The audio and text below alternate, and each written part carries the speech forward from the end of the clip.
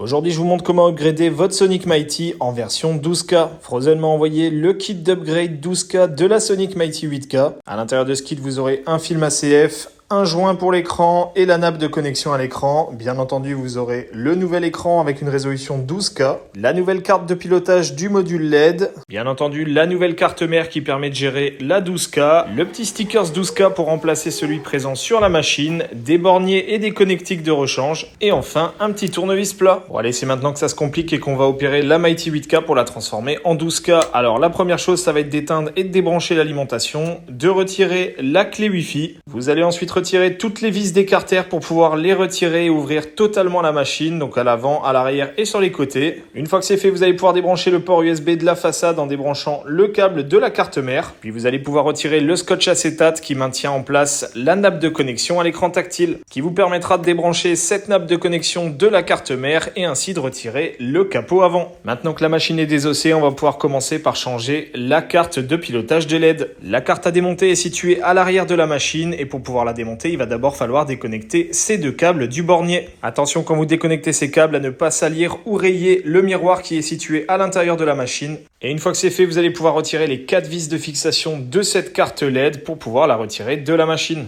Il faudra ensuite que vous déconnectiez les 2 derniers câbles qui sont branchés sur le deuxième bornier afin de pouvoir installer la nouvelle carte LED en commençant par le branchement de ces mêmes câbles. Vous enchaînerez ensuite par la fixation des 4 vis de serrage, bien entendu toujours en faisant attention au miroir. Et on va s'attaquer maintenant au démontage de la carte mère. Donc vous voyez, vous avez 3 ports USB et réseau, vous avez des borniers et vous avez une nappe de connexion à l'écran, sachant qu'on a déjà déconnecté la nappe de l'écran tactile. On va commencer par débrancher tout simplement le premier port USB, donc le splitter qui pilote entre autres la caméra. On va ensuite enchaîner avec le câble réseau. Vous allez devoir ensuite retirer les vis de fixation de la carte mère au châssis, tout simplement pour avoir un peu plus de place pour déconnecter les câbles qui sont connectés au bornier. Vous allez ensuite retirer le scotch acétate qui permet de maintenir la nappe de connexion à l'écran.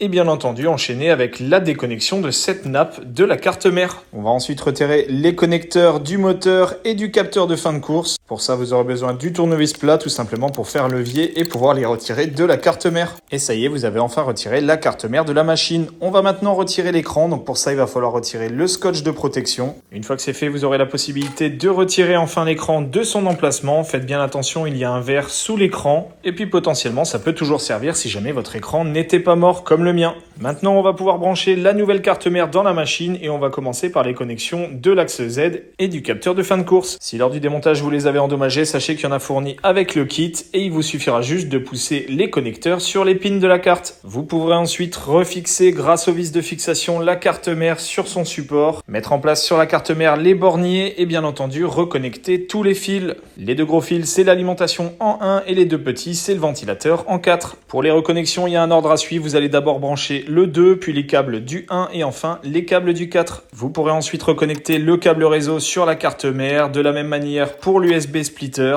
On va ensuite brancher la nouvelle nappe de connexion qui est fournie dans le kit sur l'écran 12K et il n'y aura plus qu'à verrouiller la nappe de connexion à l'écran et à remettre un morceau de scotch acétate. Ne pas oublier de retirer le film de protection situé sous l'écran avant de le mettre en place dans ce logement sur la machine. Vous pourrez ensuite brancher la nappe de connexion de l'écran à la carte mère. Comme d'hab, on verrouille et ensuite on remet un morceau de scotch acétate. Ensuite, il va falloir remettre en place le joint de protection de l'écran pour éviter que de la résine coule à l'intérieur de la machine en cas de déversement. Et attention, il y a un sens, le bord large est à mettre vers l'avant de la machine. Une fois que c'est bien mis en place, vous pouvez retirer la protection de l'écran LCD et on va ensuite enchaîner avec la remise en place du carter avant avec l'écran tactile et le port USB. On rebranche sur la carte mère la nappe de connexion à l'écran tactile, on verrouille, on remet un scotch acétate, on rebranche ensuite le câble du port USB de façade sur la carte mère et on peut ainsi remettre en place le capot avant pour pouvoir commencer les tests de fonctionnement. Donc on remet l'alimentation, on allume la machine. Qui dit nouvelle carte mère dit également que la machine a été remise totalement à neuf et ce qui veut dire qu'il faut reparamétrer tous les réglages de base. Vous allez ensuite aller dans l'encart réglages, puis système,